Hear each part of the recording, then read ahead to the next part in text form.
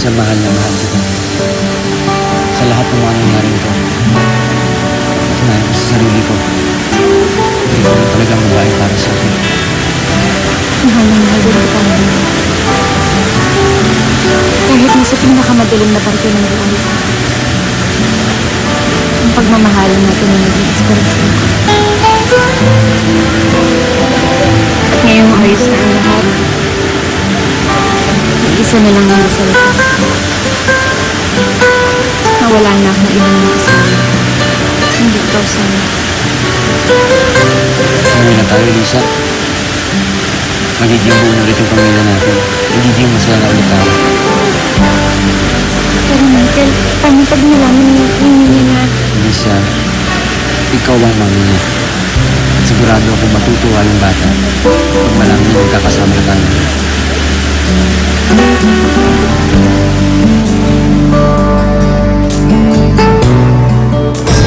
I've done it, Sophia. Ayos na ang lahat para sa paghiganti natin. Ma, what do you mean? Well, I'm sick and tired of Amanda, her stupid games. So I've made arrangements to get rid of her permanently. What? So you mean you're gonna have her killed? Honey, don't look so damn shocked. You never cared much about that witch anyway. Besides, it's all part of the grand plan. Ngayon nawawala na ang daddy mo. At malapit nang mawala ang Amanda yan. Soon, we will be able to do whatever plans we want on that Elisa. Be happy.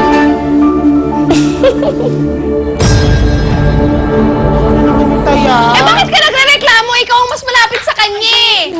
Oh, ito naman ang taya si Tito Lucia mo. Ay, hindi. Ikaw nataya. Sugoda na ako. Taya ako, di ba? Taya ka na. Chang! Si Chang. Ito na pala kayo.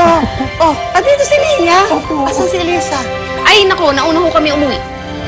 Eh, mukhang mag-heart to heart talk ho yung dalawa. Kaya pinasama na sa amin si Ninga pa uwi. Correct. Diba? Kaya ho naglalaro kami ng ano, taya. taya, Oh, so, taya. Taya.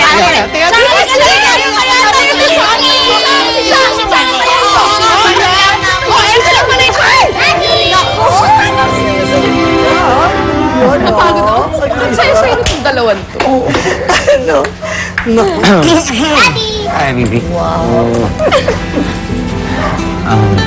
Meron po kaming good news sa inyo. Wow, ano yung good news na yan?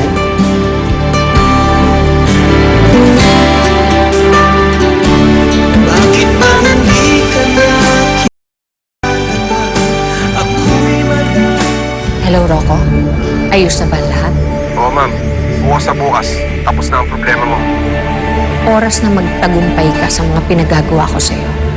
Makukuha mo na kagad ang balanse ng pera mo.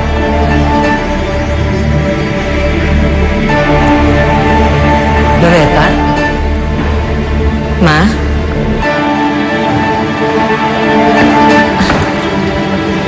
Kanina ka pa po ba dyan? Pinatawad na ulit ako ni Lisa. Tinanggap niya na ako ulit. Diyos nga talaga. Nagkasundo rin kayo sa bakal. Niya, okay lang ba yun sa'yo? Siyempre naman po, magkakasama na ang mami at daddy ko.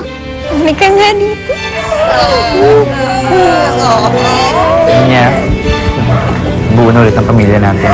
Uwi na tayo sa bahay. Chang, huwag kayo umiyak, Chang. Diyan ko maiiyak. Kaligayahan to. Bakit? Parang meron kang ayaw kong marinig na mga pinag-uusapan ninyo ng kausap ko. Of course not, Ma. Ba't niya naman nasabi yun? Wala. Para ka lang nagiging magulatin ngayon. Parang tuloy naiisip ko meron kang itinatago sa akin. Eh, Ma, wala namang kung pwedeng magtago ng kahit na ano sa inyo, di ba? Sa bagay. Talaga namang wala maitatago sa akin. My mind. is still sharp. I may be old, you know?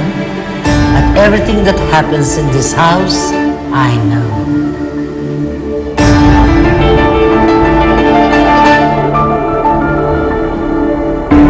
Yan ang akala mo.